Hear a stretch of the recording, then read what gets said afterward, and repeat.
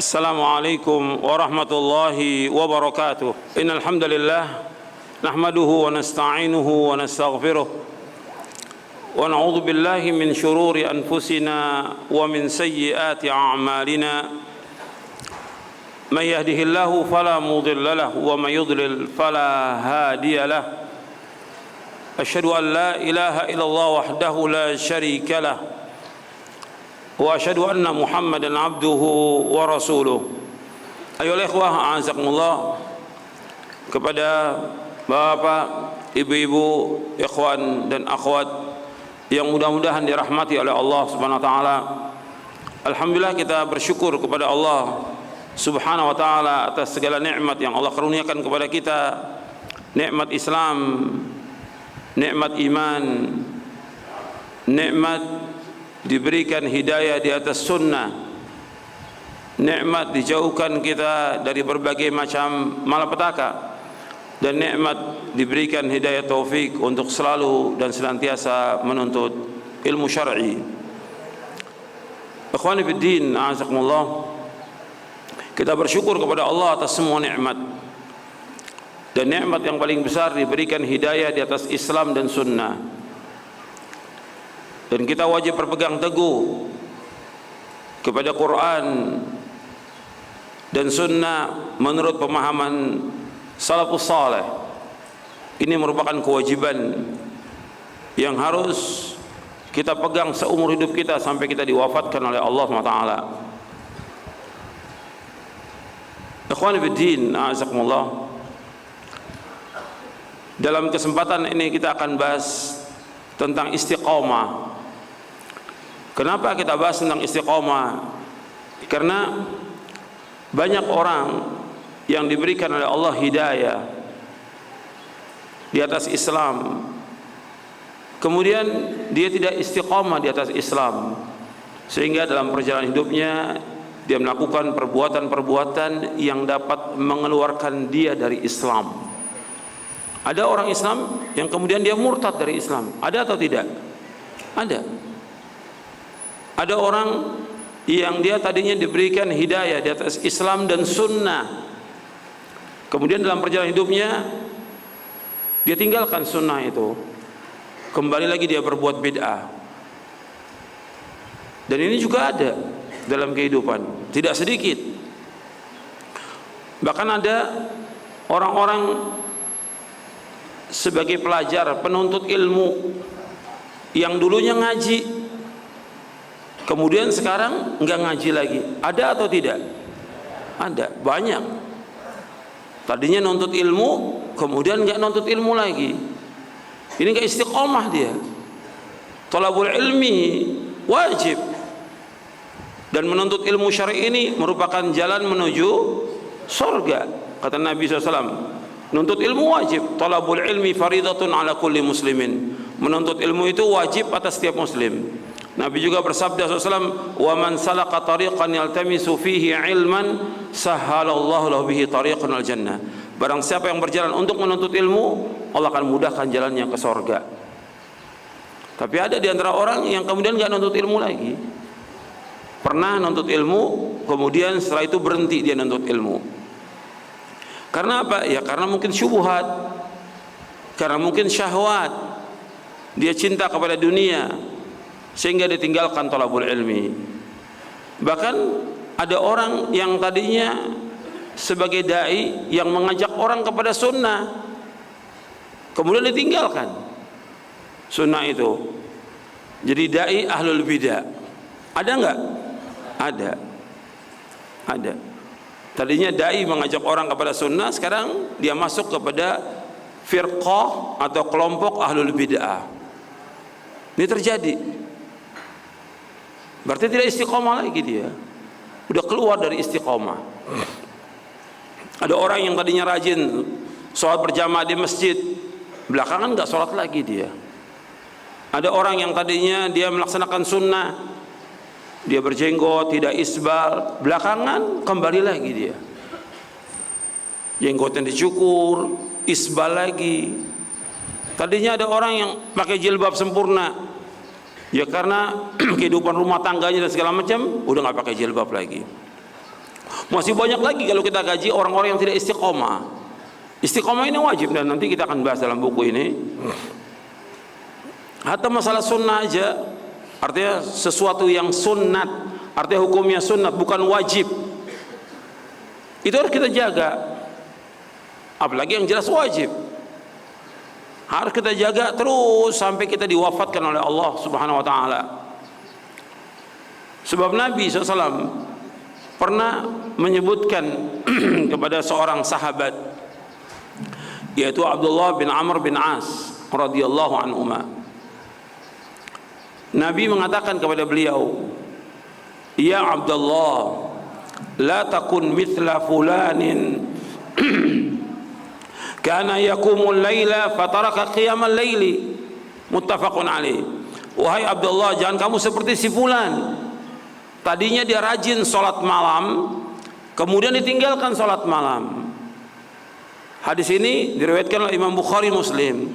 Sholat malam itu wajib atau sunnah? Sunnah. Nabi melarang seorang itu meninggalkan sholat tahajud, sholat malam yang hukumnya sunnah. Kata Nabi, jangan kamu seperti si fulan yang tadinya rajin sholat malam, kemudian ditinggalkan sholat malamnya. Sholat malam ini hukumnya sunnah, tapi ketika dia meninggalkan itu tercela. Ketika dia meninggalkan itu tercela. Kalau ini yang sunnah tercela, apalagi yang wajib. Sekarang saya mau tanya kepada antum, nuntut ilmu ini wajib atau tidak? Wajib. Berarti harus terus kita nuntut ilmu. Sampai kapan? Sampai kita diwafatkan oleh Allah SWT. Makanya orang yang tadinya rajin nuntut ilmu, kemudian nggak nuntut ilmu lagi, nggak ngaji lagi, orang yang seperti ini kufur nikmat. Antum ingat itu? Kufur nikmat. Itu dibahas oleh Syekh Muhammad bin Shalih Utsaimin rahimahullah dalam kitabnya Syarah Riyadhus Shalihin. Sebab di kitab Riyadhus Shalihin ada bab tentang al-muhafadzah al-a'mal, menjaga amal-amal. Juga ada muhafadzah ala ma'tadahu minal khair, menjaga apa-apa yang sudah terbiasa dilakukan dari kebaikan. Ketika dia berhenti tidak nuntut ilmu lagi, maka orang ini kufur nikmat. Mesti dia terus istiqomah dalam thalabul ilmi sampai dia diwafatkan oleh Allah. Terus dia ngaji, terus dia belajar. Tapi karena ya dunia dan sifat manusia zalim, sifat manusia kufur, dan sifat manusia bodoh, maka kemudian dia tinggalkan itu. Nah, ketika dia tinggalkan itu, maka dia termasuk orang yang kufur nikmat. Kenapa dikatakan orang yang meninggalkan nuntut ilmu itu dikatakan kufur nikmat? Begini, tentang masalah ilmu ada dua jawaban. Yang pertama tadi, Nabi menyebutkan tentang nikmat. Kata Nabi SAW dalam hadis yang sahih diriwayatkan Imam Bukhari dan yang lainnya dari sahabat Ibnu Abbas, Nabi bersabda SAW, "Ni'matani maghbunun fihi ma katsiru minan nas as-sihhatu wal faragh." Ada dua nikmat yang banyak manusia tertipu dengan dua nikmat itu. Yang pertama, nikmat sehat, yang kedua waktu luang. Nah, ketika dia nggak nuntut ilmu, dia menyanyikan nikmat ini. Nikmat sehat dan waktu luang, mesti dia terus nuntut ilmu sampai diwafatkan oleh Allah. Ketika dia berhenti nggak nuntut ilmu, dia menyanyikan dua nikmat ini. Yang kedua, bahwa menuntut ilmu ini, arti ilmu itu sendiri, ilmu syar'i, Quran dan Sunnah ala fahmi salaf, merupakan nikmat yang paling besar. Quran wa Sunnah ala fahmi salaf merupakan nikmat yang paling besar. Dari semua nikmat yang ada, ini yang paling besar, nikmat ini. Makanya Allah berfirman di dalam surah An-Nisa di ayat 113. Allah menyebutkan di dalam ayat itu, wa 'allamaka ma lam takun ta'lam wa kana fadlullahi 'alaika 'azima. Dan Allah mengajarkan kepada kamu apa yang kamu tidak ketahui, dan nikmat Allah kepada engkau Muhammad sangat besar. Nah, di sini Allah menyebutkan tentang ilmu. Allah mengajarkan kepada kamu apa yang kamu tidak ketahui. Berarti yang diajarkan oleh Allah apa? Ilmu yang bermanfaat. Dan karunia Allah kepada engkau sangat besar. Saya bacakan ayatnya dalam surah An-Nisa ayat 113. Di bagian akhirnya, wa anzalallahu 'alaikal kitaba wal hikmata wa 'allamaka ma lam takun ta'lam wa kana fadlullahi 'alaika 'azima. Dan Allah telah menurunkan kepadamu Muhammad Alkitab dan Al-Hikmah. Alkitab artinya apa? Al-Quran. Al-Hikmah artinya As-Sunnah. Wa 'allamaka ma lam takun ta'lam. Dan Allah mengajarkan kepada kamu apa yang kamu tidak ketahui. Wa kana fadlullahi 'alaika 'azima. Dan karunia Allah kepada engkau itu sangat besar.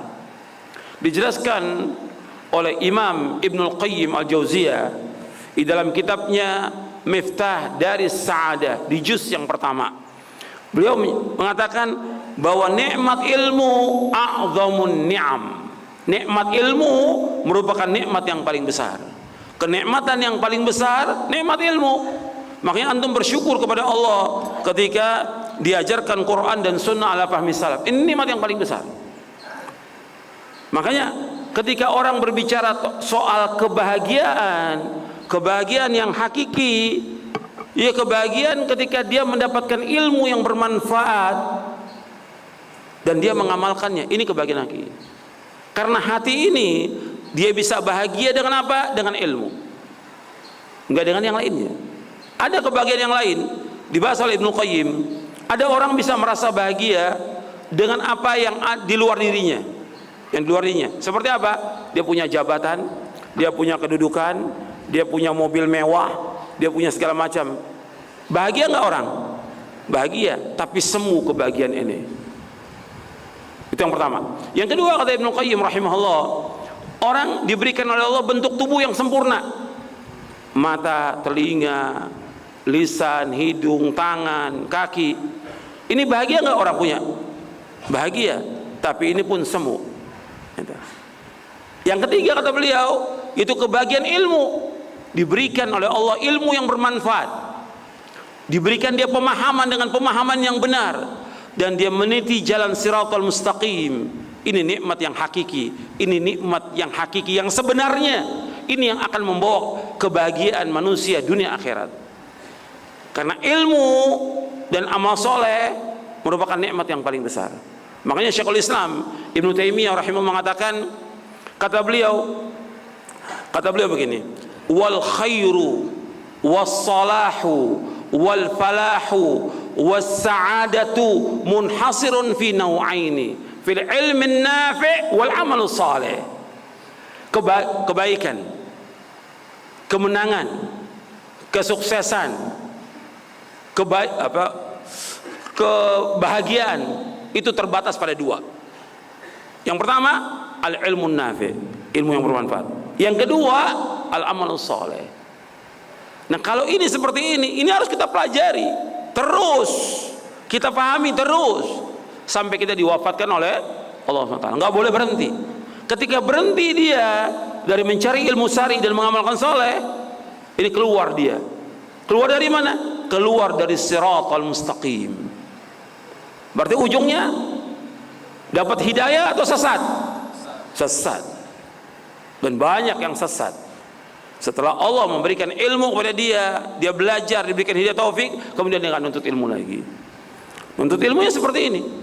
Dulu para ulama nuntut ilmu seperti ini, beramai-ramai. Ini cuma berapa ribu yang hadir ini. Imam Ahmad majelisnya dihadiri 5.000 orang dan rapat semuanya. Kan banyak orang yang nggak mau kalau duduk rapat gini, nggak mau dia. Kamu dapat ilmu, duduk di masjid Allah, duduk bersimpu bersama kaum muslimin. Itu yang dilakukan oleh para ulama salaf. Kan kita berpegang Quran wa sunnah ala fahmi salaf, ala fi'li salaf. Itu bagaimana salaf lakukan, itu yang kita lakukan. Itu bermanfaat. Sampai sini paham? Nah, jadi kita wajib untuk istiqomah. Nggak boleh berhenti deh dalam menuntut ilmu, dalam kita melakukan amal soleh. Nanti amal soleh, amal taat banyak, nanti saya akan sebutkan contoh-contohnya banyak sekali. Karena ini penting. Bukan mustahil orang itu yang tadi diberikan hidayah Allah kemudian dia sesat, bukan mustahil. Karena apa? Karena hati manusia di tangan siapa? Di tangan Allah. Yuqallibu kaifa yasha. Allah bolak-balikan hati itu menurut apa yang Allah kehendaki. Maka doa Nabi yang terbanyak, ya muqallibal qulub, tsabbit qalbi ala dinik. Ya Allah yang membolak-balikan hati, tetapkan hatiku atas agamamu. Saya cukupkan sampai di sini. Mudah-mudahan yang kita kaji bermanfaat, dan kalau ada kekurangan dari saya mohon maaf. Mudah-mudahan bisa kita pahami dengan benar dan kita amalkan, dan mudah-mudahan kita diberikan oleh taufik hidayah di atas Islam dan sunnah, dan diberikan istiqamah. Wassalamualaikum Muhammadin SAW. Subhanakallahumma bihamdik, asyhadu an la ilaha illa anta astaghfiruka wa atubu ilaik. Assalamualaikum warahmatullahi wabarakatuh.